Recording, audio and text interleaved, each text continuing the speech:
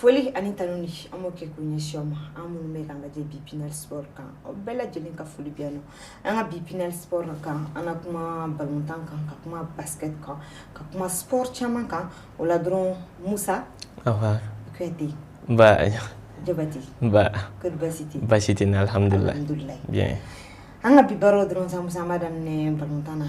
badminton ma ira ka fo nga deuxième division anga division inférieure ali to la julu bisina Barça ni première division to la Jubike deuxième division fana to la Jubike wala sa yela ba ka don wajigi ba ul fana ka don o balontan yɛrɛ hukun kɔnɔna la sa an b'a fɔ deuxième division to la Jula sa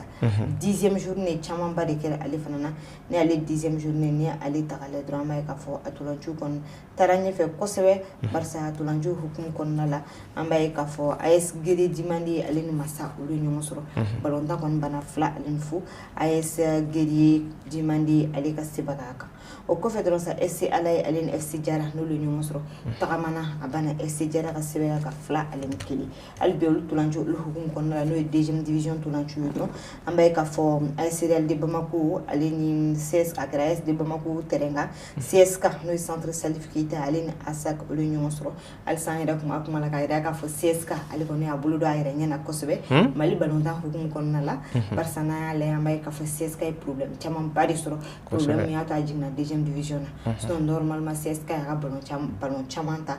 première division ale kɔnɔna la ni du jiginna deuxième division na a yɛrɛli ka gɛlɛn kosɛbɛ barisa deuxième division balontan an b'a ye k'a fɔ ale ka gɛlɛn ni balontan ninnu bɛɛ lajɛlen a ka gɛlɛn première division balontan ye fɔ k'a fa o de hukumu kɔnɔna la dɔrɔn CSK ka tolanci a tilala ka buru tuguni 3 ale ni 1 hali bi sa tolanci olu bɛ to sen na ni Ala sɔnna a ma sa bi tolanci caman bɛ yen o tolanci olu hukumu kɔnɔna la an b'a ye k'a fɔ FC Seman ale ni Lakika olu bɛ ɲɔgɔn sɔrɔ n'o balontan banna dɔrɔn an b'a ye k'a fɔ Cash ale ni ASCB olu bɛ u kɔda ɲɔgɔn na o ye nin balontan ale tagabolo n'o ye nin deuxième division ale tolanci ye misali bisa an bɛ to an ka tolanci olu kɔnɔna la n'an tora an ka tolanci olu kɔnɔna la an bɛ kuma an ka première division balontan kan balontan fariba dɔ tun bɛ yen nɔ n'o tun bɛ Joliba AS ale ni Stade Malien de Bamako olu ni ɲɔgɔn cɛ n'o ye Mali yɛrɛ derby ye n'an ka se yen nɔ sa an b'a ye k'a fɔ balontan kɔni daminɛ na a mɛnna sa n'o ye nin Ligue 1 yanni kunun tolanciw cɛ olu jaabi olu bɛ cogo di kosɛbɛ Awa Kamisiko i y'a fɔ cogoya min na a tɛ tɛmɛ o kan championnat national Ligue 1 donc ale tile 26nan baaraw daminɛna kabi juma tɛmɛnen an bɛ se k'a fɔ cogoya min na a daminɛla ni 11 créateurs ale ni US Buguba ka bɔ Kulukɔrɔkaw fɛ yen nɔ Kulukɔrɔkaw kɔni nana se b'a sɔrɔ 11 créateurs kɛ yan nɔ 1 ani Kanangolo o kɛra dolantan gale ye mun kɛra juma tɛmɛnen o kɔfɛ LCba ale fɛnɛ se b'a sɔrɔ Asom kan 1 ani Kanangolo donc dolantan sabanan juma tɛmɛnen ASCO ale ni COB olu b'u kɔ don ɲɔgɔn na filani bina 1 ani 1 o dolantan kuncɛr'o kan sibiri tɛmɛnen dolantanw tora sera AS Real ale fɛnɛ ni AS Bakarijan olu bɛ filani bi kɛ 1 ani 1 o dolantan kɔfɛ AFE n'o ye Africa Football Elite ale bɛ se b'a sɔrɔ ISFAS ɲɔkɔrɔ 1 ani Kanangolo i bɔra k'i da don a la donc kulusi kɔnɔna la ko gɛlɛya bɛ ISFAS kan kosɛbɛ donc o b'a to u bɛ bɔ ka bin AFE ɲɛkɔrɔ 1 ani Kanangolo ni don ye AFE ta ka lajɛ an b'a fɔ tɔnkura yɛlɛnnen don Awa Kamisiko tɔnkura yɛlɛnnen don ni ISFAS fana ta ka lajɛ an b'a ye k'a fɔ ISFAS tɛ an ka finitigiw ka équipe ye kosɛbɛ nka nin wagati in na gɛlɛyaba bɛ ISFAS kan n'i y'o gɛlɛyaw fana jate an b'a ye k'a fɔ depuis ISFAS ni Joliba ka match gɛlɛyaw daminɛna yan'o cɛ kosɛbɛ barisa ni ISFAS ka gɛlɛyaw jateminɛ u ye kɛlɛ min kɛ terrain kɔnɔna la match dɔ hukumu kɔnɔna la o de ye match la sa sanction taara parce que u ye arbitre de bugɔ o kɛra kelen ka arbitre bugɔ tuma min na u sɔrɔla ka réunion kɛ parce que arbitre kun y'a décidé k'u tɛ ISFAS yɛrɛ ka match fiyɛ tuguni o de hukumu kɔnɔna la sa fédération réunion kɛ réunion yɛrɛ kɔnɔna la o y'a jira k'a fɔ ko a bɛ kɛ u bɛ arbitre b'a siffler mais u ka match bɛ kɛ huis clos ye kosɛbɛ n'u ka match 3 ye match 3 kɔfɛ u ka tolancila damadamani bɛ yen olu bɛ tila ka sanctionner o kɔfɛ u ka coach 2 coach principal n'o ye Cissé ani coach adjoint n'o ye lieutenant Jabati ye ninnu bɛɛ lajɛlen bɛ suspend ninnu bɛɛ lajɛlen suspend na je pense que depuis o wagati gɛlɛya daminɛna ISFAS kan kosɛbɛ sanction bannen n'o ye nin match 3 ye an b'a ye k'a fɔ ISFAS kɔni y'a lajɛ dɔɔni k'a kun bɔ ji la je pense que o tɛna bɛrɛ ɲɛ c'est vrai u y'u kunkolo bɔ ji la ko la parce que a kɔfɛ u ye victoire 1 kɛ ka tila ka défaite nana match nul nana en tout cas kɔfɛ kɔni u sera ka victoire kɛ ni ISFAS ma jateminɛ kɛ ISFAS ta bɛna gɛlɛya la kosɛbɛ c'est vrai ISFAS bɛ difficulté kɔnɔ parce que a bɛ jɔyɔrɔ 14 de la ale dun ka kuru ye kuru 30 de si je ne me trompe pas n'i y'a jateminɛ an b'a ye k'a fɔ jɔyɔrɔ 13 a fɔ jɔyɔrɔ 15 jɔyɔrɔ 16 jɔyɔrɔ 17 jɔyɔrɔ 18 ninnu bɛɛ de bɛ jigin équipe 4 de bɛ jigin ale bɛ kuru 30 la mun b'ale kɔ n'o ye jɔyɔrɔ 15 fana bɛ kilo kuru bisaba al nasro Real fana be kuru bisaba o ba yira ka fo erreur damani équipe nu shila surtout isfas nu ta fe ka jini erreur damandu la tukuni o do hukum kon na isfas obligé no ka barake wala sa se ga maintenir jugam parce que isfas te femare ni maintien ko sabe maintien fana asroli koni barabulu mangu bulu la jini barake chuno kanga barake ko sabe se uba maintien sura jugam ya fotu na watete mo kan kadala championnat to cliché kin kona la fin bela yele miseka ke donc akachala fe nuwe barake obseka yele madu ujoro kula donc dolantan tourno sina donc sibirite menen kilina Black Star alebe ni dugolum latun ye nyogo soro o damne la tugam na obe kuncheten to fu ani fu donc dolantan laban sibirite menen sibiri kilina awam seka fatugam na yes kita alebe seba so yele kan kita kaw fe no fla ani kile donc dolantan to fla laban kera kunu kari awa donc ngama damne dolantan folom na o kera ice police alini as douane donc pour su kon buka seba kura tuguni douane kan kele an kanangolo al nasro baraka sarti dogo kun jante meni donc be seba kura soro as douane kan kele an kanangolo dolantan belebele malien bela jele musiglo no ka mumma kono kunu awa mumma do mali den shida kenen la bomo kawla donc o tuni sad malien de bamako ale tun kele no ka joliba athletic bisimna kunu awa kamiso balontan kara balontan duma bay ko sebe akara ya balontan jatina may ka fo mal dem baro ko sebe mal dem musiglo no ga balontan ma kon na mo musiglo no ga balontan ma na même temps mo ko dusuma ka siglo ko sebe parce que mo ko toro balontan mi la man jugam na ne balontan re ta kala may ka fon équipe flay ou be nyon ko ou be nyon do parce que oui bien fa mal do to bien fa mbedi c'est comme ni très Real Barça allez ni Real c'est la même chose ni très Espagne Barça ni Real ni très français Marseille ni Paris mana ta jien ro rebastro équipe bafla be no mun ko anga mali équipe bafla fana anga Barça na Real fana e jodi bani stade malien ko sebe lulu ko mi nyona kunu akara stade muri ko kita kon jama bora fuka fo jama bora parce que pela jadi maro jama bora mais jama bora ajara mo ko makeleke ni équipe flash makeleke musa rek ma kene ka balon tan yere gara jugudi al nasoro frugu fitin me ga do mais ko fe frugu kon dara atete mo ko kadala ni ko jama ko ni ko fembe wole donc awa bolontan kon damna la ya fotu kam na ne ka tan ani wolon vla sad modbo kita kon la nga kabi ne ka tan woram se ka fotu kam na jama kon bora ko sebe kadala donda ale kon fali no ko sebe jama la dolantan damna le ne ka tan ani wolon vla wakati donc sanga tandru ko doron Joliba Athletic Club ale bini sina bolonka ka débordement nyama do ke donc muma to bina goendo sorawa donc gain penalty am se ka fotu kam na le be transformé par le dossard numéro 10 du Joliba Athletic Club noté Mauré no ya Bokar Jarani beba fama senior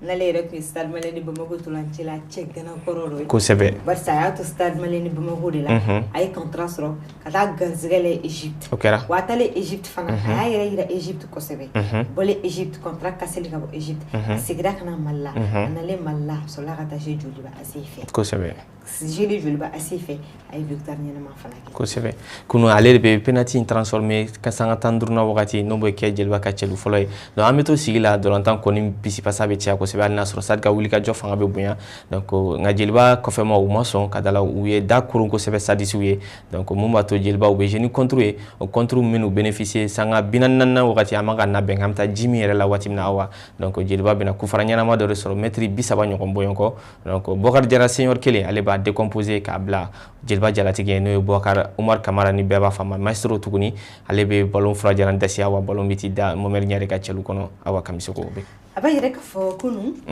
anga jemo o shi jogo manyo ko sebe en tout cas ka donga fani wakati na musa barabe ka gela anga jemo fana ko sebe parce que le objectif te ka ke jor flano wen jor sabana tombado l'objectif du stade malien de Bamako tomba du stade malien de ko sebe leur objectif c'est de sortir africain effectivement bol doron fana te c'est pour que obseka ta compétition nyana ma ke bol konnala nga nyoy ka fanyina gela chama babi stade malien de Bamako jusqu'à sigi wadigli karamo go mumbino yobla kana nuga préparateur physique fana yumuso kwa coach ko sebe uno nanuri uri stade malien de Bamako ta en tête kelga stade malien de Bamako ta aka match ay stade malien de Bamako ta match sabala manna match flafolo ayo gani match sabana o kera ni Joliba asen nyonje no match kera kuno ayanda dola sana kera match gele mambay ambay ka fo abruna Joliba asen nyokoro fla alin fu obayira ka fo gelabi stade ka dolanchila do iba fo lombrayi lu shikunte dolanchula sawlu fana be ku yera soro do ni wakati na gelabi stade ka mais ka fo stade ko mbese ka kumboji la ko competition africaine soro habe gelya ko sebe ni ko to ka bulu jatini de 1 Coupe du Mali ou t'allais Keneganto. Pour que gabo compétition africaine na, il faut que ga se ka Coupe du Mali ga se ko tafolo. Ou ya condition do. Ni ma se ko soro, iki dije ga ke champion du Mali. Ibi se gabo. Ni ni flash tibulu. Parce que ni wakati na stade de Malien de Bamako be joro nan nan de. Joro nan na hukun amay ka fo joro folo be no joli bay. Joro flana bi no yes kite. Joro sabana bi no AS Bakarijan. Stade Malien de Bamako alwe joro nan nan la. Championnat e bura ka fika kuma la entre clé checking des championnats maliens qu'on a là. Clé checking qu'on a là. Et c'est mon meilleur faut nous joli wala sa stade malien de Bamako. Avec galère. Le tout nous jo. Kari. Stade malien de Bamako fana. Ale fana be signé takamam na sisa. Bi me gagne chini mechi. Ça va être difficile à rester la victoire. 9 points de un premier check. 9 points. À champion de ka dogote. Mais c'est difficile à rester à 9 points kon. Ka faut que joli assez ka 3 défaites que oui joli assez ka 4 défaites que. Sur 8 matchs. C'est mais c'est difficile. C'est 8 matchs quand même, je le assez 4 défaites. C'est difficile. C'est possible, mais c'est difficile quand même. Parce que stade malien de Bamako, quand il y a une saison, absolument une saison planche à la maison planche. Je pense que absolument championnat Kosebe awa nantara joro kula amse ka foto kamna Joliba Athletic Club ale koni nani chungu joro galela alna srabe joro galela mena doni ngabi to joro galela toujours awa kamisogo kuru binani ani shekine babulu kle mugan woro kofe. Donc Joliba reste le seul leader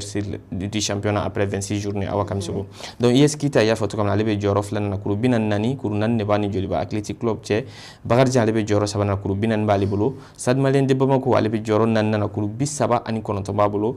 Donc Africa Football Elite nous a fait aller joro durna na kurbi saba shekimba ale fene bolo donc 11 créateurs de nyar la lebe joro worna na kurbi saba ani duru o kofe awa kamisogo LCBA ale joro wolonvla na kurbi saba duru fene ba ale bolo joro shekina S Black Star kurbi saba ani duru ama fo kurbi saba duru ka chan nyokon kokko seba wa donc le championnat ngela ma roere kadala ma bela jere joro se ka fali donc en une journée exactement.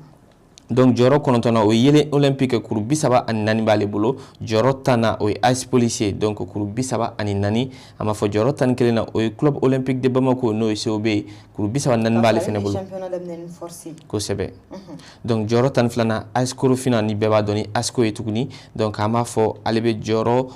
tan flana na kuru bisaba saba bale bolo joro tan ani sabana AS Real donc alebe kuru bisaba ani kurubi saba dafale ne bale bolo ya fo isfa sale joro may no be joro tan nana no be zone de légation am se ka foto kamna ubo ko fe doni kurubi saba ba bolo musa ikana na relégué ga sa donc akuma no uni buguba bebe nombre de points na donc joro tan durna be buguba bolo buguba fene kurubi saba donc 16 dugulum vla joro tan worona kurum kwa ani duru joro tan wolum vla na asdon kurum wa joro tan shekina ni laba obe asombolo awakamiso go kuru tan an kono tondron bale bolo o ya somtay ko sebe en tout cas kayira ka fo championnat me gatan chukum na be gatan te anyo de fo depuis tout l'antou damne na la kayira ka fo ko fango bela jele mi ka kekele ba sa wi 600 championnat o lu takabli misali bisanga to lanchi amito ali kon na la nantranga to lanchi kon na la mayira ka fo fédération malienne de football ele kon ni communiquer le bo communiquer mbayira ka fo kanga muso no équipe nationale dami senior ou fanfe ko kanga bisimla leke kanga bisimla limke no ye ou yere nyokono ye no équipe nationale vera wesa mais oui marocain on marocain nous ganga ni sur badi en ballon tana barça ambaye ka fo moi chamambe FIFA be dawile les compétition te FIFA be dawle no e badi en ballon tan dawi o de hukun kono la karo kura dron ambaye ka fo dawile no e mois de juin o ballon tan were hukun kono la ambaye ka fo wole li blala anga tulanjila doma nantra isfas kono la Fatoumata Karantaou aka wole sir alima Fatoumata Koulibaly alini umutangara kasi Fatoumata Dembélé kasi Tajikuru Samakima nantra AS Mane konna la ay wele bla Koulibaly Bintou Guindo Sadio So Aïssata Keita kasi Fatoumata ma ani Awa Traoré wele sira mbema we AS Mane joueuse nantra Sierra Leone konna la Adoudou Konati nana le reb me Ghana nali internationali garden de biddo kasi Adjaratou Koulibaly Assetou Koni le Sierra Leone joueuse nantra AS de Bamako konona la aka wele sera Binta Jarama an Lala Diko nunu be Jésus Croisa nunu ngoni jere équipe nationale fait don temeno konna la wa alibi ube équipe nationale fait Amazon commune 5 nantara eno ambaye kafo Nana Jara kasi Fanta Kunatima kasi Zenabu Sidibima AS Police konna la Maimouna Traoré Santoro konna la ay wele la mogoma be Mariam Traoré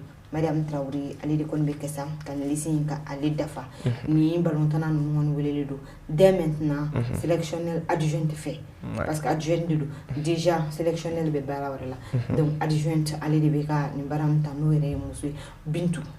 donc baro be Bintu de bulu musu de be ka musu tabi o bayra ka fo Bintu be ka la ben jama sigisen wala sa alla nyinu ulu be sira sabati chuka la nyinu jume anga sira sebe ka so barsa bini mali musu ballon tana musa aka gelen ko surtout en éliminer les 500 parce que am sa fa Maroc kon be la benela parce que déjà Maroc ya ratiki soro no coupe d'Afrique tiki Mali Buruna Mali masira ratiki soro kata Maroc en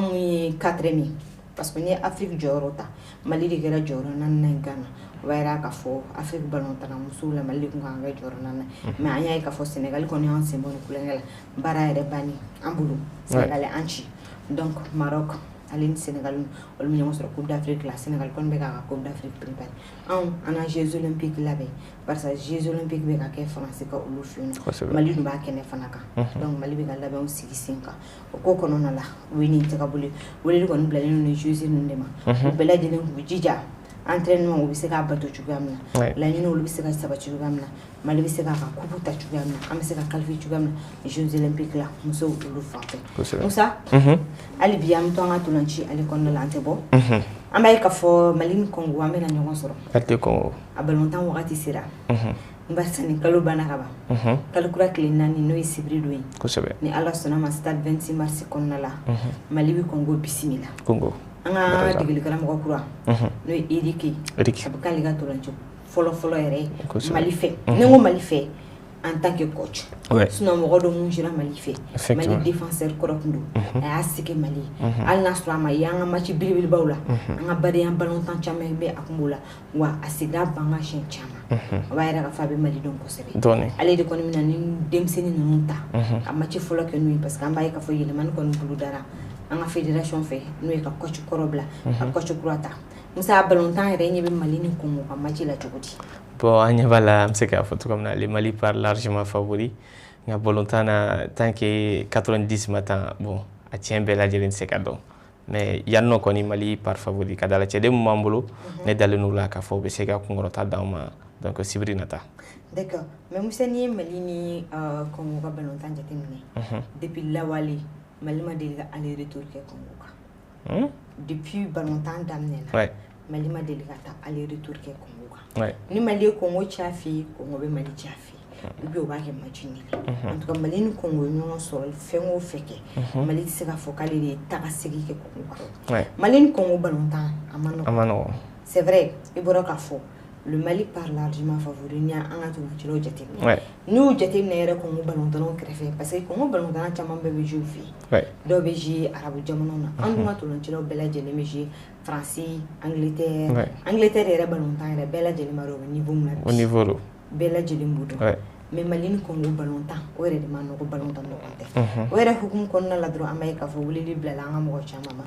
Boze Ibrahim Mukuru no Ethiopie Mazambi les gardiens de but ali Ismaël Jara Jawara Malmo Tulanchilado Suède konnala Jigi Jara Young Africa o balontanado Allah soro lu yere kara champion yinina e la ka fo Jigi fana kay barake nyina ko sebe ko Tanzanie ka nyoko kera akera nyoko tenyo ko mandai Amadi Traoré na nga capitaine ali yeren Tulanchile Almam Touré ali wi Francfort konnala me ka fo Masajo Aidra ni lance Tulanchilando ali ko na ira ka fo kalete Tulanchi ni Tulanchi kalete sigana ali ko ni mo reblala ali nona Netolanchi aliko kononala Albisa metotolachula Amadou Dante strict grace alebo konala Mamadou Fofana amye konala meka fo Boubacar Kiki Kouati mes kononala Kiki Moussa Sissawou alebe standa Liège konala Moussa Sissawou muraka fo Falaya Sakou Saint-Etienne Tulanchilado Jaje Samasekou Finam Tulanchilado Mohamed Kamara Nebela Jalimbaroni Chamanche Red Bull Salzbourg Tulanchila Ouya Ali Jenk Al Nasrobi Ulu Rebi final konala sa Mali ali ni wa olu be ɲɔgɔn sɔrɔ final la a final yɛrɛ bɛ taa Maroc ale kɔnɔna la ali jɛn ka man profiter ni occasion na pour que ka bonne chance ale suita ye kala ka ɲina ko bu fana ala ka nɔgɔ olu ye barisa salon ta olu de ata o bɛ ɲina ta b'ale fana final kɔnɔna la e bisuma ni waati na ale yɛrɛ bɛ vacances la Mali kɔnɔna la sa Breton tolanci la o y'ale Amadou Adrasa ale bɛ RB Leipzig kɔnɔna la Lassana Coulibaly ale fana ye tolanci la ye Italie ale kɔnɔna la Moussa Djeneko Southampton tolanci la do Adama Traoré Malouda forfait ale fana aussi bana hukum kɔnɔna la ale fana bilala mɔgɔ wɛrɛ bilala ale fana nɔrɔ ni ballontan na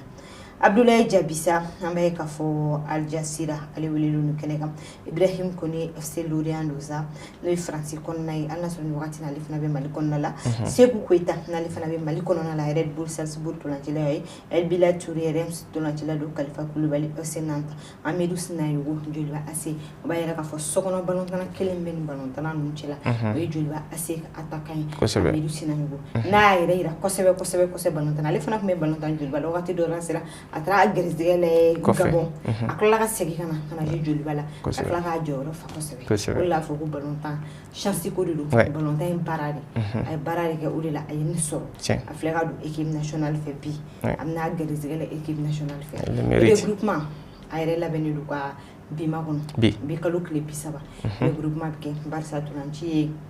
samedi de an kɛrɛfɛ o de hukumu kɔnɔna la san regroupement bɛ kɛ wa regroupement cette fois-ci a bɛ kɛ hôtel de l'amitié kɔnɔna la a tɛ kɛ Kaba la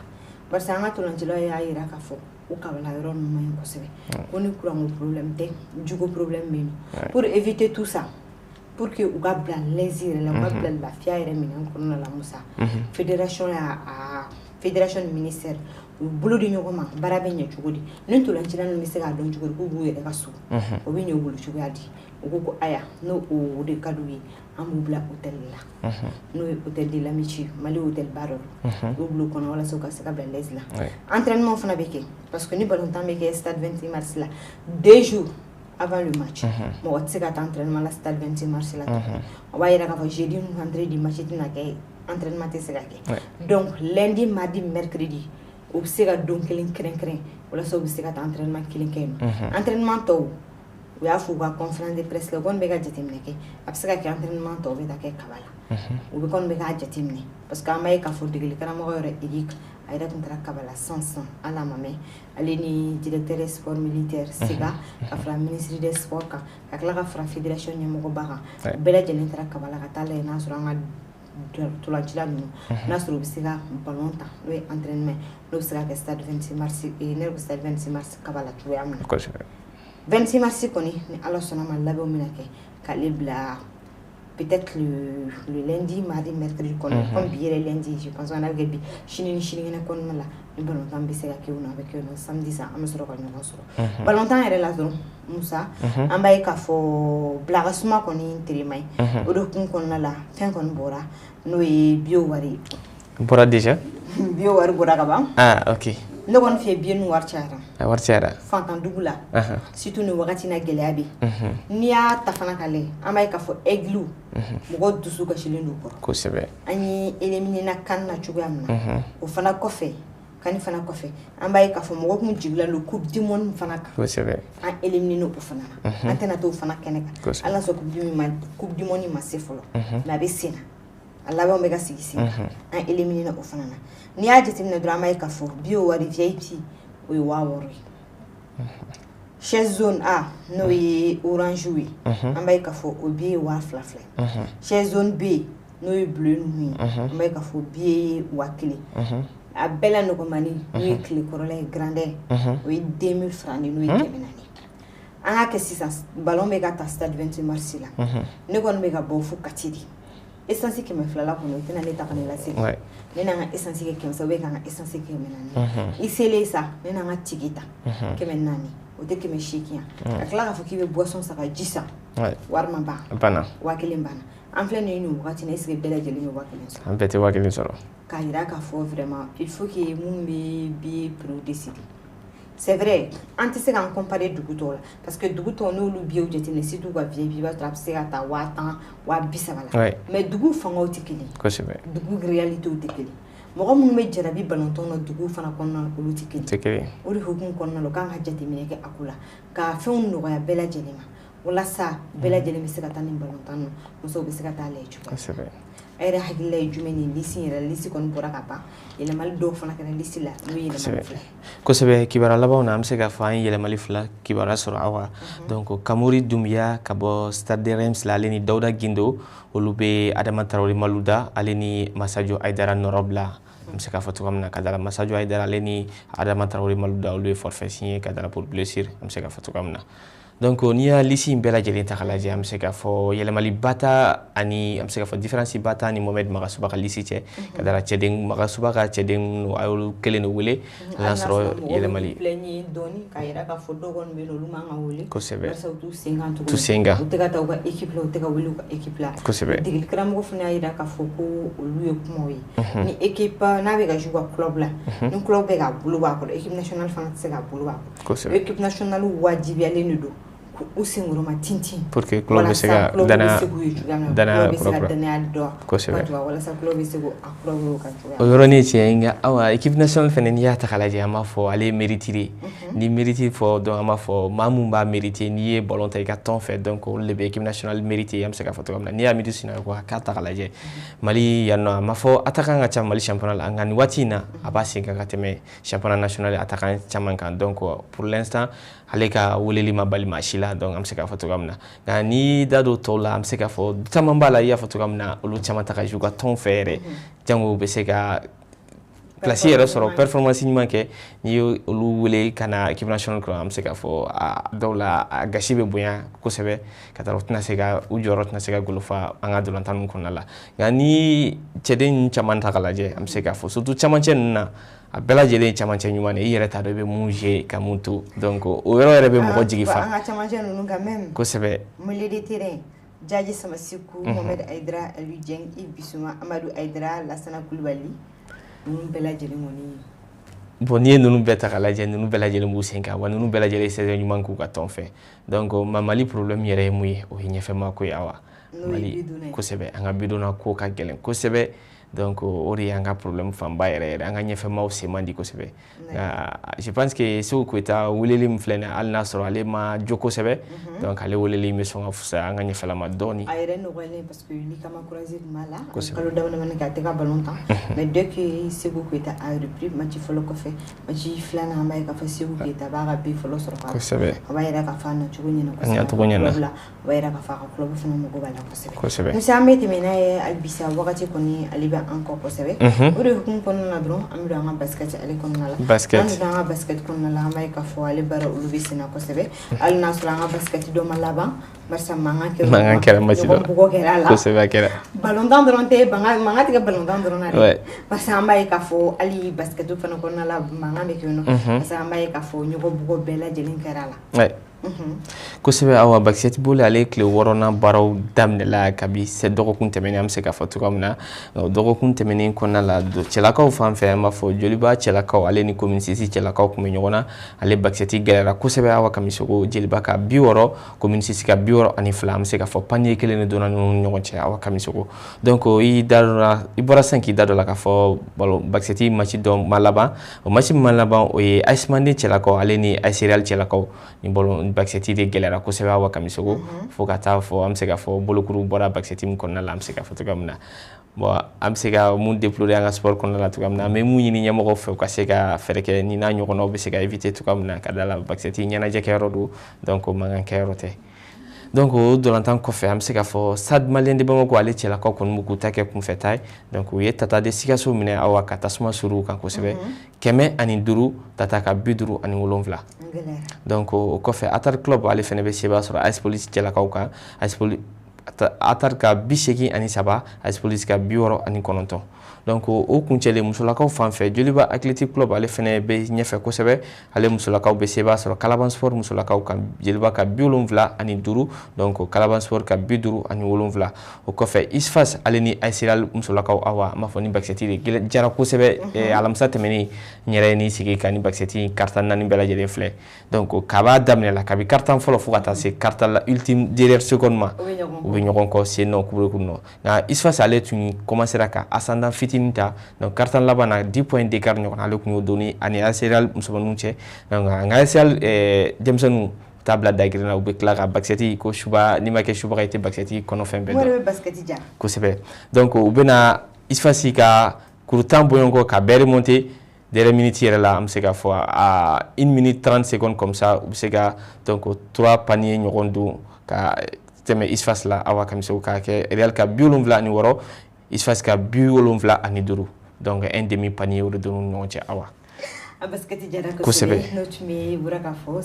Isfas ale ni AS Real de Bamako olu ni ɲɔgɔn cɛ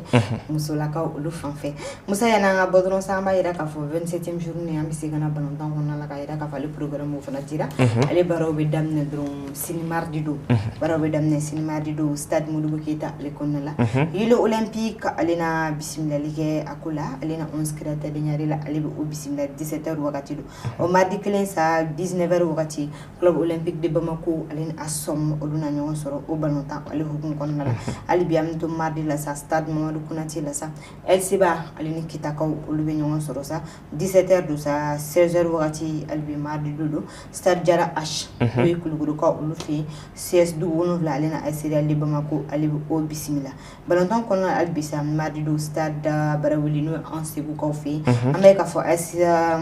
Bakarijan ale ni AS ko olu bɛ ɲɔgɔn sɔrɔ o balontan na an bɛ to o mercredi n'o bɛ bɛn kalo fɔlɔ yɛrɛ ma kalo tile fɔlɔ ma